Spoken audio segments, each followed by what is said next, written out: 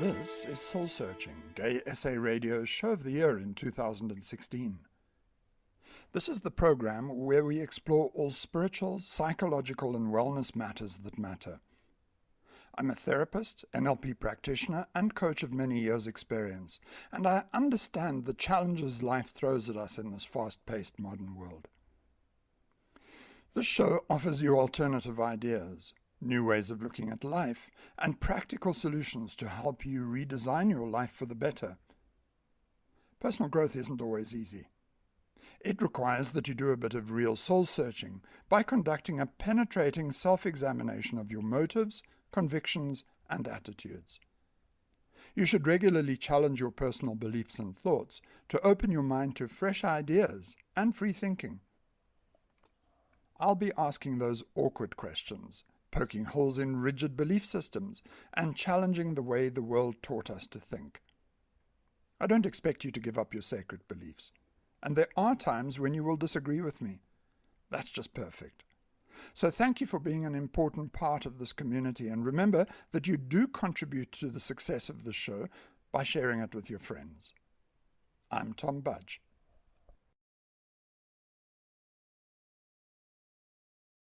Now it's duck hunting season.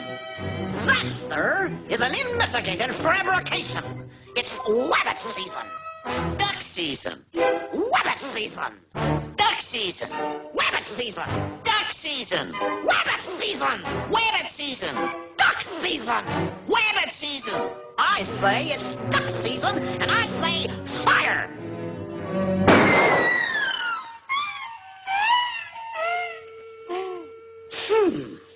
Let's try that again. You're listening to the comic bantering between Bugs Bunny, Daffy Duck, and Elmer Fudd in Disney's famous Looney Tunes animated movies. While Bugs Bunny may be the most famous of all children's rabbits, we find many other rabbits in children's fables across the globe. Here's Bob Hoskins enticing the rabbit to have an alcoholic drink in the animated movie Who Framed Roger Rabbit? The storyline is much the same, but I'm sure that kids don't mind that one little bit. It appeals to that level of slapstick humor. Drink the drink. But I don't want the drink. He doesn't want the drink. He does. I don't. You do. I don't. You do. I don't. You do. I don't. You don't. I do. You don't. I do. You don't. Listen, when I say I do, that means I do.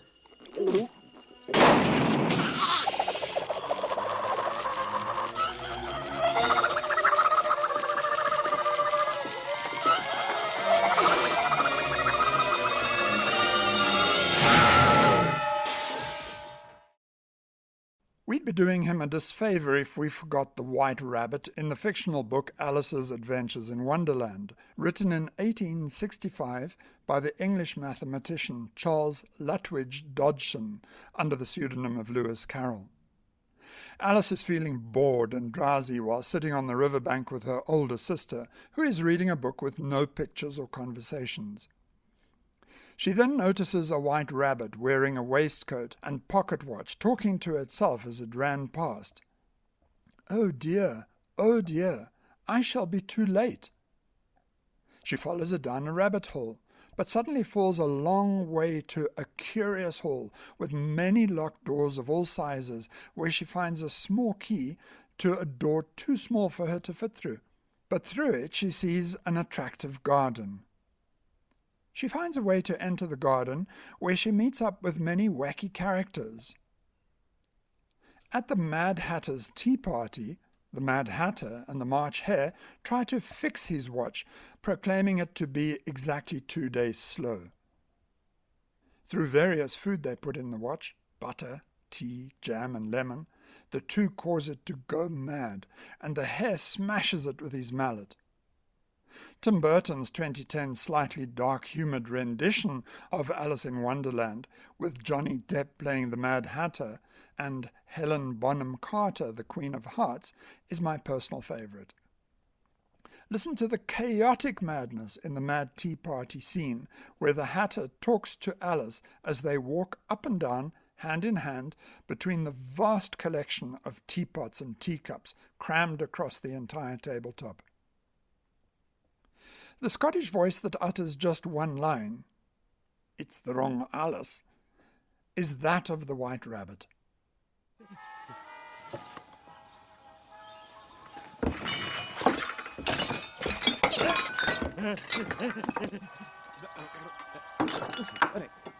It's you. No, it's not. McTwist brought us the wrong Alice. It's the wrong Alice. You're absolutely Alice. I'd know you anywhere. I'd know him anywhere. Well, as you can see, we're still having tea. And it's all because I was obliged to kill time waiting for your return. You're terribly late, you know. Naughty. Time can be funny in dreams. Yes, of course. But now you're back, you see. And we need to get on to the Frabjous Day. Frabjous Day! I'm investigating things that begin with the letter M. Have you any idea why a raven is like a writing desk? But there is another cute, fluffy rabbit who found its way into our lives. This is the Easter Bunny.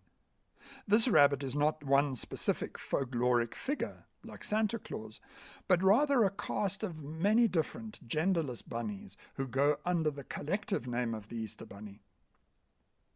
These bunnies, sometimes depicted wearing clothes, bring us Easter egg gifts.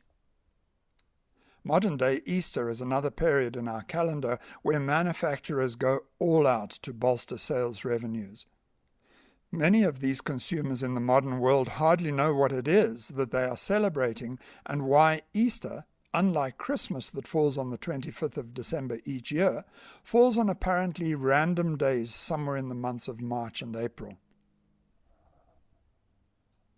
Easter, Christmas, Halloween, Guy Fawkes and Valentine's Day are occasions hugely exploited commercially, and they've kind of lost their original meaning.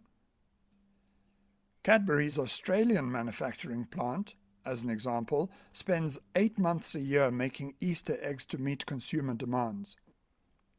But where did the Easter tradition come from, and why do we still bother celebrating it today?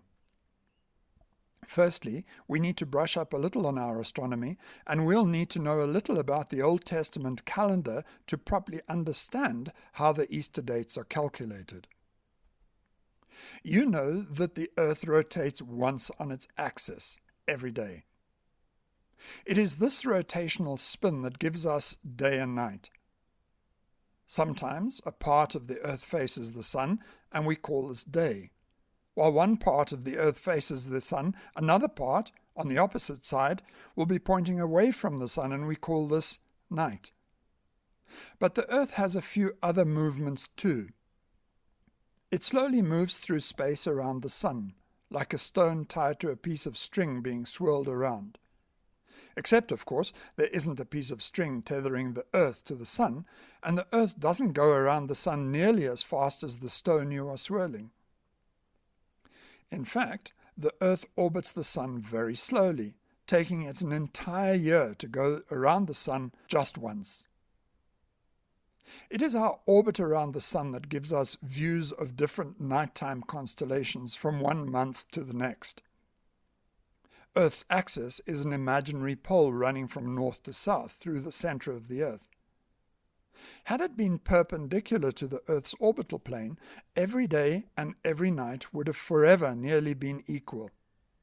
However, as fate would have it, Earth's axis is tilted by some 23 degrees off true, which means that the amount of sunlight reaching the northern and southern hemispheres changes as the year progresses.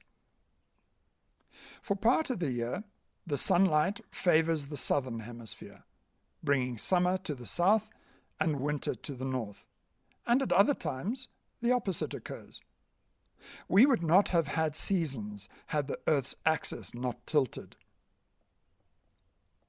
What we experience on Earth is an apparent movement of the sun from the southern latitudes to the northern ones and back again.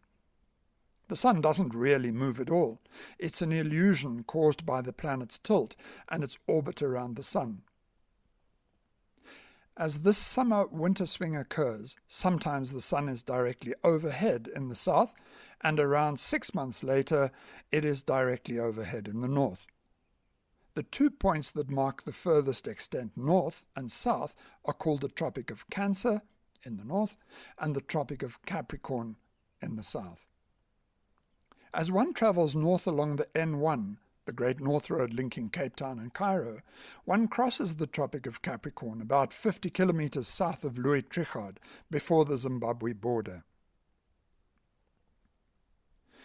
Each of these two extremes is known as a solstice. The summer solstice is when the sun reaches the Tropic of Cancer, and the winter solstice when the sun is overhead the Tropic of Capricorn. The midpoint between these north-south extremes is the equator. When the sun is directly overhead the equator, days and nights are nearly equal in length, and we call this an equinox. There are two equinoxes every year, one in March, as the sun appears to be traveling northwards, called the vernal equinox, and the other in September, as it appears to return to the south, known as the autumnal equinox. The vernal equinox in March is important when calculating the day Easter will fall on. In 325 AD, the Council of Nicaea established that the date of Easter Day should be set for the first Sunday after the first full moon, occurring on or after the March equinox. That sounds complicated enough, but in a moment I'll tell you why it needs to be this way. The important thing to know from an astronomical point of view is that the vernal equinox does not fall on the same day every year. In fact, neither do the two solstices. They drift backwards by 820 seconds each year. So the Council of Nicaea knew this and decreed an ecclesiastical approximation of March 21st for all subsequent vernal equinoxes used to calculate Easter. Hence the date of Easter Day is set for the first Sunday after the first full moon, occurring on or after March the 21st. I hope I haven't lost you already, but I know that you might have an unanswered question rattling around in your head. Why does the vernal equinox drift backwards in time by 820 seconds a year? It's due to another astronomical phenomenon regarding Earth's movements through space. I mentioned earlier that Earth is tilted some 23 degrees off true with respect to its orbital plane around the Sun. While the angle remains the same, it doesn't stay pointing at the same part of the sky. Instead, that northern pole slowly drifts like a toy top rotating about a fixed spot on the ground. This drift happens very, very slowly, taking 25,772 years to complete one full cycle. This phenomenon is known as precession. You could do the mathematics for yourself, and you'll find that effects of precession causes the vernal equinox to drift backwards in time by 820 seconds a year. The next March equinox in Johannesburg, South Africa, will be on Tuesday, the 20th of March 2018, at precisely 6:15 in the evening, South African Standard Time.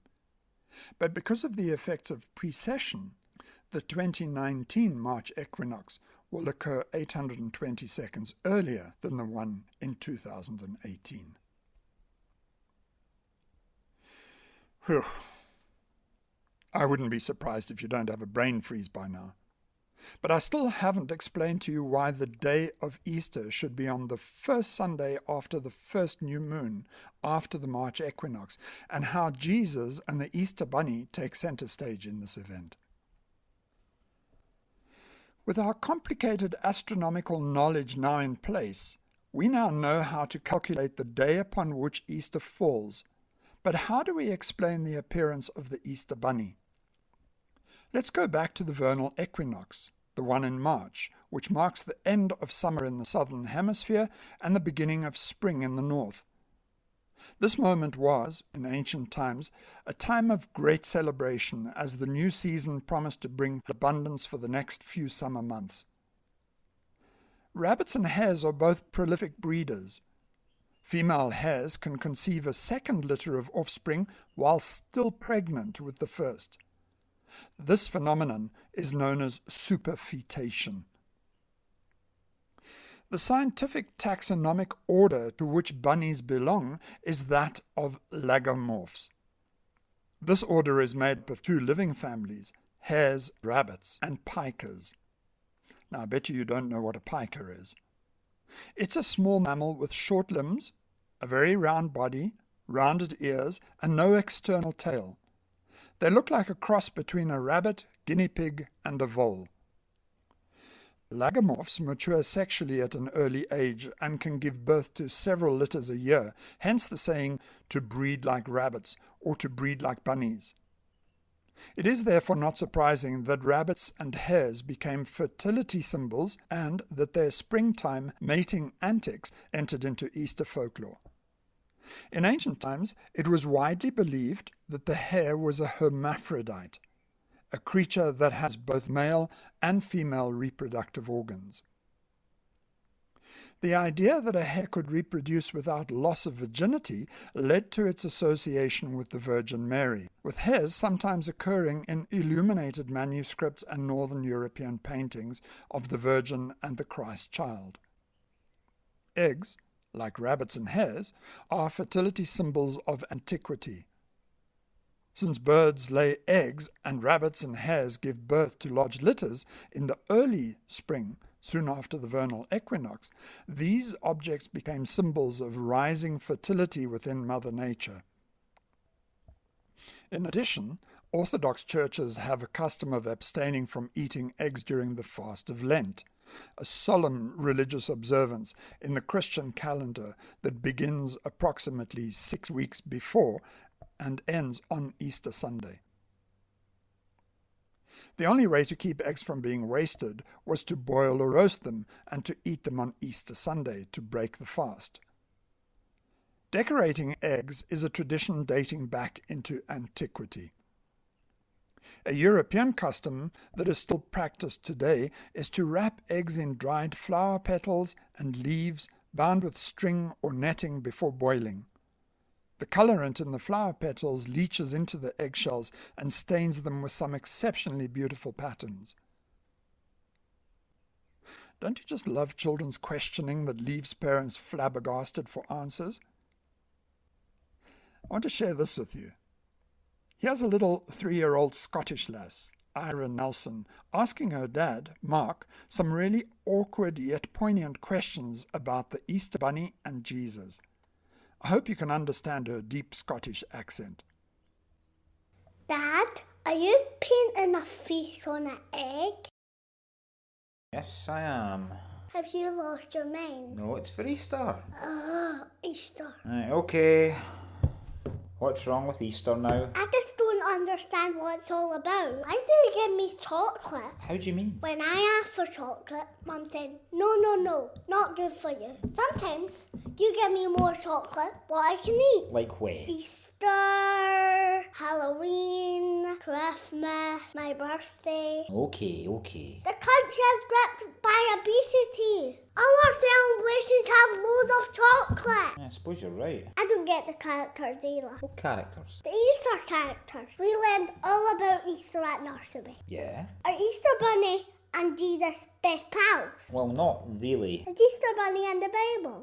Does he carry a basket of eggs all the time? Well, the thing is, he's not really in the... Does Jesus totally love chocolate then? Well, the thing is, Easter Bunny's not really in the Bible. What do you think Jesus' favourite chocolate is? I don't think he had a favourite. My favourite's puddings. Listen, Isla, lots of people believe lots of different things, but the most important thing is that we have fun together. You know what I really don't get? What's that? Bunnies don't even lay eggs.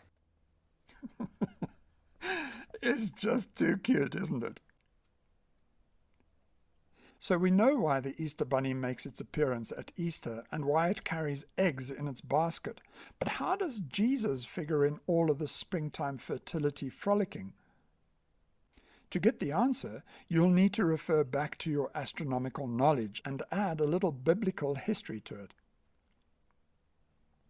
Jewish, Islamic, and Old Testament calendars are what we call lunar calendars because they are based on cycles of the moon. The common calendar we use today, the Gregorian calendar, is different because it is based on cycles of the Earth moving around the sun and not on the cycles of the moon as it orbits the Earth. It takes the moon a little less than 29 days, 12 hours, 44 minutes, and 3 seconds to complete one lunation, one complete orbit around the Earth. Let's round this number down to 29.5 days per lumination to simplify matters. You could, as an example, measure a lunation starting at new moon and ending 29.5 days later at the next new moon. So, which phase of the moon did designers of lunar calendars use to mark the beginning of a lunar month? Strangely, there is no fixed standard. In some calendars, such as the Chinese calendar, the first day of a month is the day when an astronomical new moon occurs in a particular time zone. In others, such as some Hindu calendars, each month begins on the day after the full moon. Others, such as the Hebrew and Islamic calendars, are based on the first sighting of a lunar crescent after a new moon. Whichever date is selected as the start of a lunar month, the length of the month is always just over 29.5 days. Similar to our need to recalibrate our solar calendar by occasionally adding an extra day in leap years, so too must one adjust dates on a lunar calendar by making one month hollow, 29 days, and the next month full, 30 days. Keeping the idea of a lunar calendar in mind, we must now go back to the time when the Israelites were held captive in Egypt to understand how Jesus is merged with the pagan vernal celebrations of the return of spring. The link begins as early as 1513 BC, 1,500 years before the birth of Christ, on the night before the Israelites escaped their captivity out of Egypt. Egypt's Pharaoh remained reluctant to free the Israelites from their captivity in Egypt, even after God brought much hardship to the Egyptians. You might remember the plague of locusts, the way God turned the water to blood, and some of the other atrociously bad pestilences that were used to soften Pharaoh's reluctance to let the Israelites return to their promised land. The last of the 7 plagues was the tipping point for the Egyptian Pharaoh. This is when God sent his angels to destroy all of Egypt's firstborn. What separated the Israelites from the Egyptians when the angel of death came to destroy all firstborn was a daub of sheep's blood on the doorframes of all the Israelite inhabitants. This symbol is still found on the doorposts of Jewish households today, not as a daub of blood, but as a mezuzah, the decorative casing containing a small piece of parchment inscribed with specific Hebrew verses proclaiming God to be the Lord of Lords. The sheep's blood marking on the doorpost signaled that the angel of death should bypass this household, hence the name Passover. Now here's a vital clue that helps us solve our Easter puzzle. The destruction of Egypt's firstborn occurred about the time of full moon, soon after the beginning of the barley harvest, on the 14th day of the lunar month Abib, the start of Old Testament and Jewish New Year's. Jesus, like all Jews, celebrated Passover with his 12 disciples in the upper room. It was during this holy event when he prophesied about his own death the following day. Wine and unleavened bread were symbols of joy and abundance in the springtime festive mood, but Jesus altered their symbolism by associating these emblems with his pending death and encouraging his followers to propagate the Christian movement. At this Passover meal, the Last Supper, Jesus broke a piece of bread and said, "Take it. This means my body." Then, pouring red wine, he added, "Drink, for this means my blood of the covenant." Jesus was crucified the next day and his body laid to rest in a sealed tomb. But when his followers came to pay homage to their slain master, they found the seal broken and the body missing. Jesus had risen from the dead. It is his resurrection that is celebrated on Easter Sunday. It was many days later when Jesus, deliberating with his astonished disciples, ascended to heaven, a day known as Ascension Day. As is often the custom, early Christian celebrations were merged with concurrent pagan ones at the time. There is the confluence of the celebration of Christmas, Christ's birth, with the pagan celebrations of the winter solstice. By the way, Jesus wasn't born on the 25th of December, as we are led to believe. The date was borrowed from the solstice celebrations. If you'd like to learn more about Jesus' actual birthday, then listen to Soul Searching episode 20, titled Christmas Special, The Star of Bethlehem, for a full explanation. Easter is no exception, as it merges the Christian celebration of Jesus' resurrection with the pagan celebrations of the vernal equinox. The emblems and symbols from each tradition combined and morphed to give us the symbols we now know so well today: the decorated Christmas tree and Easter bunnies bringing us decorated eggs. Some Christians link the cracking open of hollow Easter eggs to symbolically mean the unsealing and emptying of Jesus' tomb. The Christian custom of Easter eggs specifically started amongst the early Christians of Mesopotamia, who stained eggs with red coloring in memory of the blood of Christ shed at his execution. Here is an example of a blessing placed upon eggs offered at Easter. Lord, let the grace of your blessing come upon these eggs, that they be healthful food for your faithful who eat them in thanksgiving for the resurrection of our Lord Jesus Christ, who lives and reigns with you forever and ever.